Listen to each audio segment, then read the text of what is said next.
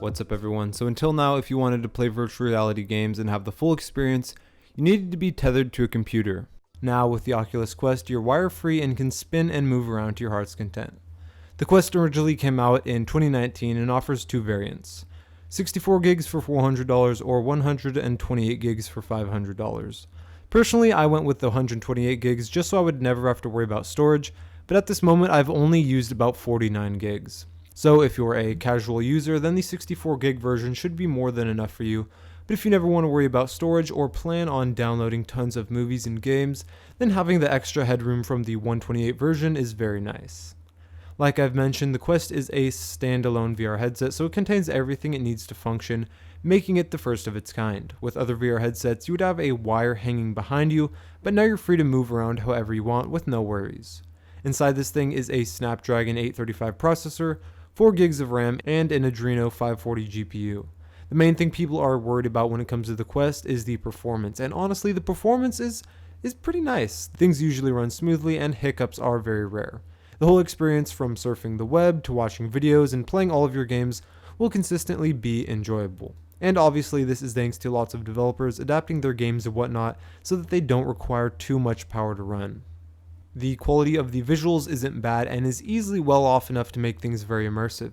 The resolution is 1440 by 1600 per eye at 72 Hz, and compared to others, PlayStation VR is 960 by 1080 per eye at 90 to 120 Hz, and the Oculus Rift S is 2560 by 1440 at 80 Hz. It's true that you will be able to see pixels if you're looking for them, jagged lines are present. This isn't PC VR level, but the overall quality and experience is still very nice. All the colors look amazing and pop right off the screen, and from what I've seen, the field of view seems to be 95 degrees, which is the same as all other Oculus headsets. Something the Quest uses to help most games run better is Foveated rendering, and this is basically just making things way lower in quality in areas where it doesn't think you're going to be looking. So you can see in pretty much all the gameplay footage, it's pixelated in whatever area that is. Most of the time, this isn't noticeable as it's in your peripheral vision, but sometimes you'll just, quickly look up somewhere and notice it. Something I'm definitely a fan of when it comes to the Quest are the controllers.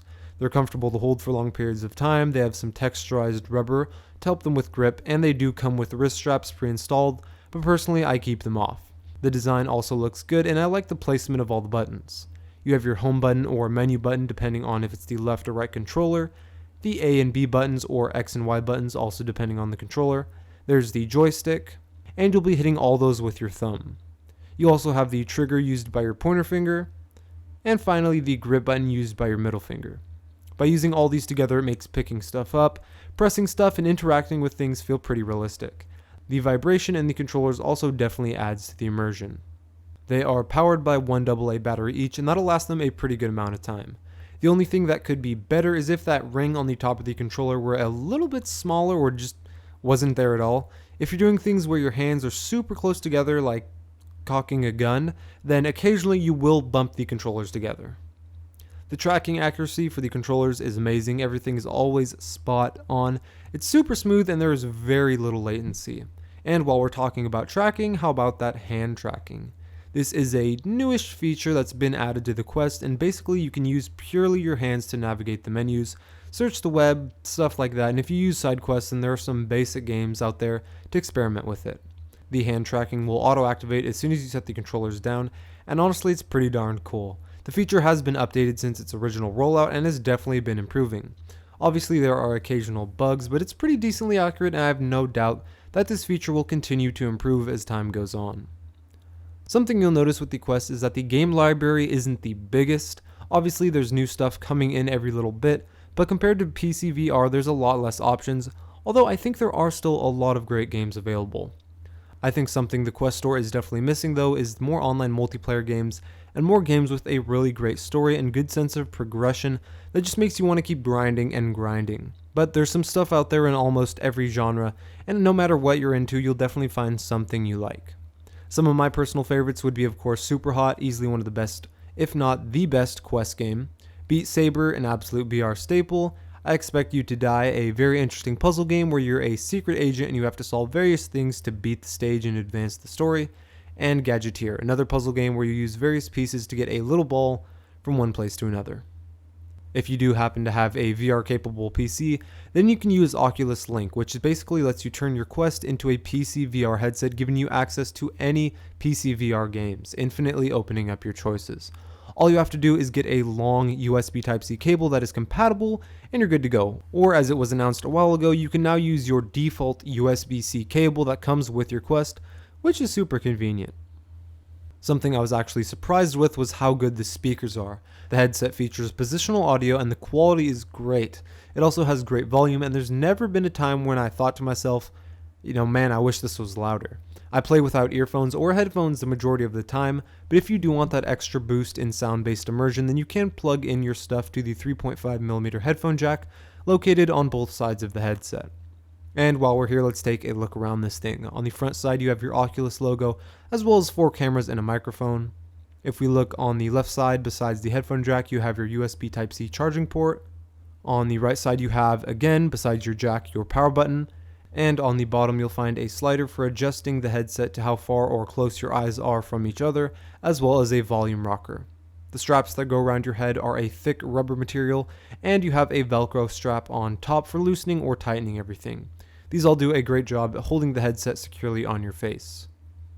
The build quality of the headset and controllers is also very good. Everything is solid and should be able to take some heavy use. As much as I wish I could say I'm joking, I have dropped the headset onto the floor a few times and punched a wall or two with the controllers, and everything's functioning just as good as the day I bought it.